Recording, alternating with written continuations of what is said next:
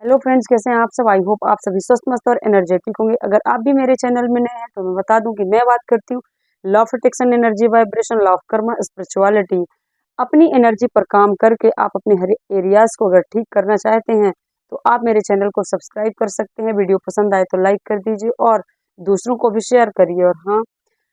आप bell icon जरूर press करिए ताकि आने वाली ऐसी वीडियो का नोटिफिकेशन आप लोगों को सबसे पहले मिल जाए और आप मेरी वीडियो तक आसानी से एक्सेस कर पाएँ। तो चलिए, आज मैं जिस टॉपिक को कंटिन्यू करूँगी और जो मैं बुक सीरीज कंटिन्यू कर रही हूँ, you are the placebo, doctor writer हैं जिनके डॉक्टर जो डिस्पेंजा, उस बुक को मैं कंटिन्यू कर रही हूँ। उस बुक का टॉपिक है कि जिसे मैं बार बार बोलती हूँ ना कि प्लेसिबो इफेक्ट, और प्लेसिबो से कैसे हम अपने आप को हील कर सकते हैं, अपनी बॉडी को हील कर सकते हैं, अपने हर एरियाज को कैसे ठीक कर सकते हैं सिर्फ प्लेसिबो इफेक्ट देकर। तो अगर आप प्लेसिबो इफेक्ट को आगे कंटिन्यू देखने के लिए एक्साइटेड हैं तो मैं आज स्टार्ट कर रही हूँ प्लेसिबो की न्यूरोबायोलॉजी। ये जो हमारा बिलीफ सिस्टम है ना, ये कैसे हमारे बॉडी को कैसे वैज्ञानिक तरीके से काम करता है। तो आज मैं साइंटिफिक वे में आप लोगों को इसका रीजन बताऊंगी कि कैसे प्लेसिबो हमारे बॉडी को जब हम हील करते हैं तो कैसे ठीक करने में ये काम करता है, कैसे इसका वैज्ञानिक रीजन क्या है। तो इस बारे में इसमें बताया गया है प्लेसिबो की। ये है डॉक्टर जो डिस्पेंजा और इनकी बुक है यू आर द प्लेसिबो। इस मैं बुक सीरीज में यही मेरी कंटिन्यू चल रही है बुक। इस प्लेसिबो की न्यूरोबायोलॉजी को आज हम समझेंगे, जानेंगे, और कैसे प्लेसिबो वर्क करता है, कैसे ये इसका साइंटिफिक रीजन क्या है। आज की वीडियो में आपको समझ में आएगा कि प्लेसिबो कैसे वर्क करता है। तो इसमें डॉक्टर जो डिस्पेंजा लिखते हैं कि कुछ ही समय बाद न्यूरो विज्ञानियों ने मस्तिष्क के स्कैन करने शुरू कर दिए ताकि पता लगाया जा सके कि जब प्लेसिबो अपना काम करता है तो मस्तिष्क में न्यूरोकेमिकल्स लिहाज से क्या होता है। मिसाल के लिए, मतलब कि आप एग्जाम्पल के तौर पर इसे देखिए कि 2001 में जब पार्किंसंस रोगियों पर अध्ययन हुए तो उन्हें केवल सेलाइन इंजेक्शन दिया गया था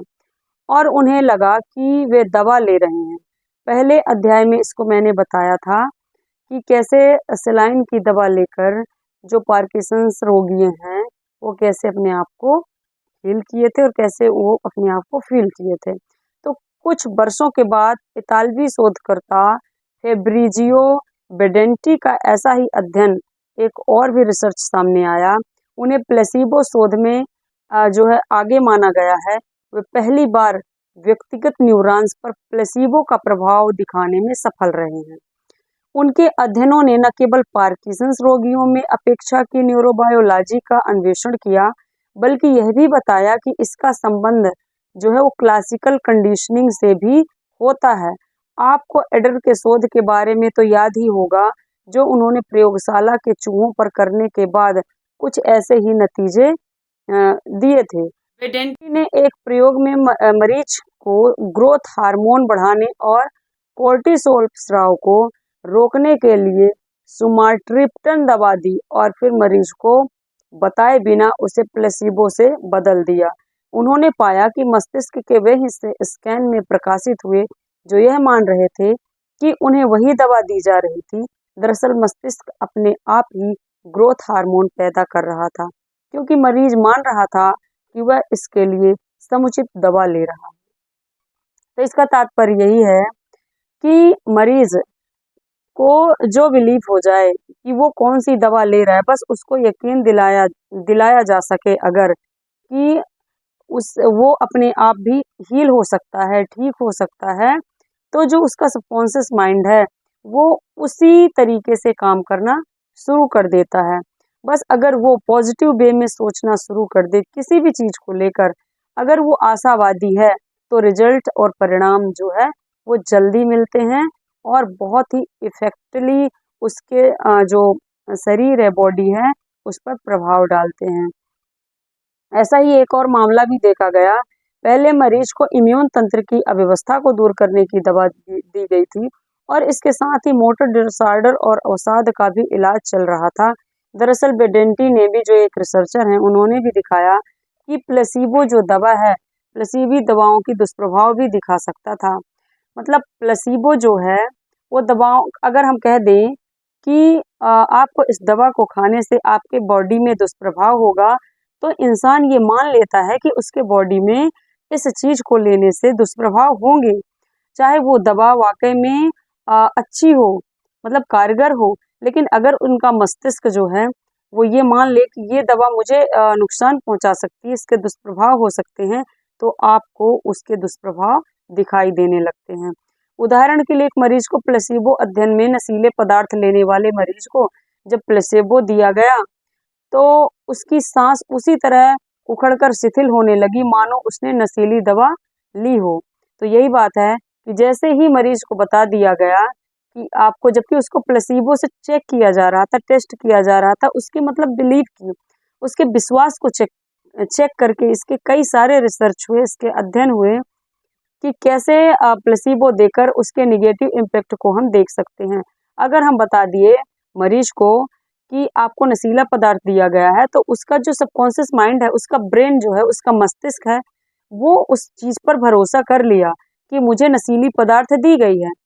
और जैसे ही वो उसने नशीले पदार्थ को लिया, सेवन किया उसका, वैसे ही उसी तरह के रिजल्ट दिखने लगे, उसी तरह को उनको क्या है, उनकी सांस उसी तरह उखड़कर शिथिल होने लगी जैसे कि मानो उन्होंने नशीली दवा ले ली हो। तो अगर ये सच है, मगर सच कहा जाए तो जो हमारा शरीर है ना, वो कई तरह के जैविक रसायन बना सकता है। मतलब सिर्फ बोलने से, वो महसूस करके, वो फील करके, हमारा जो शरीर है ना, वो कई तरह से आपने फील भी किया होगा कि कैसे हमारा जो बॉडी, हमारा शरीर है, सुनकर और फील करके वो उसी तरह के हार्मोन्स को बना सकता है, रिलीज कर सकता है। उदाहरण के लिए एग्जाम्पल आप लोग अच्छी तरह ये करके भी देखे होंगे कि जैसे ही आपने अपने दिमाग में, अपने ब्रेन को सिर्फ ये थॉट एक क्रिएट किया कि मुझे खट्टी चीज खाने की इच्छा हो रही, जैसे आपने ये थॉट अपने दिमाग में लाया, मतलब ये विचार आपके दिमाग में जैसे ही आया, तो वैसे ही आपके मुंह पे पानी आ जाएगा। जैसे ही आपने खट्टी चीज का नाम लिया, आपके दिमाग में जैसे ही ये खट्टे पदार्थ का नाम आया, आपके मुंह पे पानी आ जाएगा। वो क्यों होता है? क्योंकि आपका जो सबकॉन्शियस माइंड है ना, और जो हमारा बॉडी है, तो हमारा सबकॉन्शियस माइंड मान लिया कि मुझे खट्टी चीज का जैसे ही विचार आया, उसको वो फिट हो गया। मतलब हमारे सबकॉन्शियस माइंड को भोजन सिर्फ विचारों से मिलता है, इसीलिए हमारे बॉडी को जो खाना है वो तो हमारे खाने की चीज से मिलता है जो हम सेवन करते हैं, लेकिन विचारों से हमारे सबकॉन्शियस माइंड को, हमारे ब्रेन को भोजन मिलता है। तो हमारे ब्रेन को ये पता चल गया, जैसे ही मैंने एक थॉट क्रिएट किया कि मुझे खटाई खाना है या मुझे खटाई की जो है इच्छा हो रही है, वैसे ही उसने उस हार्मोन्स को क्रिएट करने, मतलब उस हार्मोन्स को पैदा करने के लिए उसने सिग्नल दिया मेरी बॉडी को, और वैसा ही हार्मोन क्रिएट हुआ और मेरे मुंह पे तुरंत पानी आ गया। इसका मतलब है कि विचारों से जैसी सूचना प्राप्त होती है, हमारे बॉडी में ऐसे ही रसायन तुरंत उत्पन्न हो जाते हैं। इसमें यही बताया गया है, जो कि हम ये चीज प्रैक्टिकल करके देखते हैं, फिर भी हम मानते नहीं हैं, हम बिलीव नहीं करते हैं। तो इसमें यही चीज बताई गई है कि अगर सच कहा जाए तो जो हमारा शरीर है ना, वो कई तरह के जैविक रसायन बना सकते हैं जो हमारे सेहतमंद रखते, जो हमें क्या करते हैं, सेहतमंद रखते हैं, हमें पीड़ा से बचाते हैं, गहरी नींद लाने में सहायक हैं, रोग प्रतिरोधक तंत्र को सुधारते हैं, और सुधारते हुए हमें आनंद, यानी कि हमें ऐसे भी हार्मोन्स हम पैदा कर सकते हैं जो हमें हैप्पीनेस प्रदान करते हैं,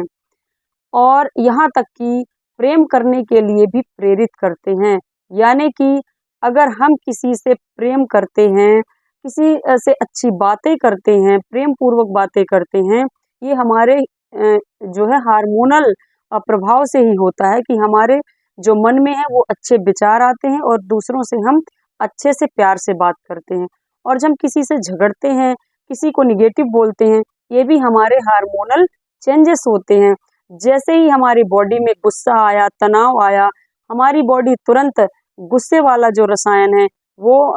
जैसे ही उत्पन्न करती है, वैसे ही हमें दूसरों से प्यार से बात करना नहीं आता, हम दूसरों से गुस्से से बात करते हैं, दूसरों से झगड़ने लगते हैं बात-बात को लेकर। तो ये सब कुछ हमारे बॉडी के जो है हार्मोनल प्रभाव की वजह से होता है। तो हम चाहें यानी कि अच्छे थॉट क्रिएट करके जैसे ही हम पॉजिटिव सोच लाते हैं, अपने दिमाग में पॉजिटिव थॉट लाते हैं, वैसे हमारी बॉडी रिएक्ट करने लगती है, वैसे ही हार्मोन जो है वो हमारी बॉडी से उत्पन्न होने लगते हैं। तो अगर हम अच्छा सोचेंगे तो हमारी बॉडी अच्छे हार्मोन रिस्पॉन्ड करेगी। जैसे कि हम अगर दूसरे से अच्छे से बात करते हैं, प्यार से बात करते हैं, तो यानी कि प्रेम करने की जो भावना भी है वो भी हमारे हार्मोनल प्रभाव से होती है। जैसे ही हमारे हार्मोन जैसे ही मतलब जैसे ही क्रिएट होता है हमारी बॉडी से, बनता है वो हार्मोन, वैसे ही हमारी बॉडी हम वैसे ही रिएक्ट करना शुरू कर देते हैं। तो कितने मजे की बात है कि हम जैसा चाहें अपनी बॉडी से वैसा हार्मोन उससे रिलीज करवा सकते हैं, उससे बनवा सकते हैं। लेकिन अगर हम गुस्से वाला करेंगे तो गुस्सा हमको आएगा। अगर वो हम विचार अपने माइंड में, अपने ब्रेन में, अपने सबकॉन्शियस माइंड को बार-बार ये सिग्नल देंगे कि मुझे प्यार चाहिए, मैं दूसरों से सिर्फ प्यार से बात करना चाहती हूँ, मैं शांति मतलब मैं पीस चाहती हूँ, शांति चाहती हूँ। तो मेरा जो बॉडी है ना, जो मेरा दिमाग जैसा फीड होगा मेरे दिमाग में, जैसे विचार आएँगे वैसे ही मेरी बॉडी में वैसे ही रसायन उत्पन्न हो जाएँगे। फिर आगे क्या है कि ये सब चीज़ें क्या होती हैं, अगर हम अच्छे पॉजिटिव विचार लाते हैं, तो हमें अच्छी नींद आएगी, हम सेहतमंद रहेंगे, इसमें यही बताया गया है। और हमारी जो बॉडी है ऐसे रसायन को पैदा करेगी, जिससे हमें आनंद की अनुभूति होगी, हम नेस महसूस करेंगे, ऐसा हैप्पी फील करेंगे। यहाँ तक कि प्रेम करने के लिए भी प्रेरित करते हैं, यानी कि हम दूसरों से प्रेम करने के लिए जो हम मोटिवेट होते हैं ना, तो अच्छे से जो हम माहौल जो हमारा एनवायरनमेंट होता है, वो भी हमारी बॉडी को जो है वो क्या करता है, हमारे विचारों को बनाने में, हमारे थॉट को क्रिएट करने में मदद करता है एनवायरनमेंट। तो हम जैसा चाहें वैसी मतलब भावनाएं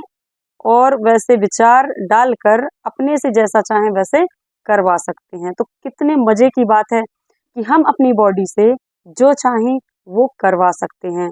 तो याद रखिए, अगर हम अपना जो घर परिवार और अपने घर का माहौल या अपने दूसरों से हमारे जो व्यवहार रहते हैं, वो सिर्फ और सिर्फ हमारे ऊपर डिपेंड करते हैं कि हम अपने घर का माहौल कैसे बना के रखें, अपने परिवार का और अपने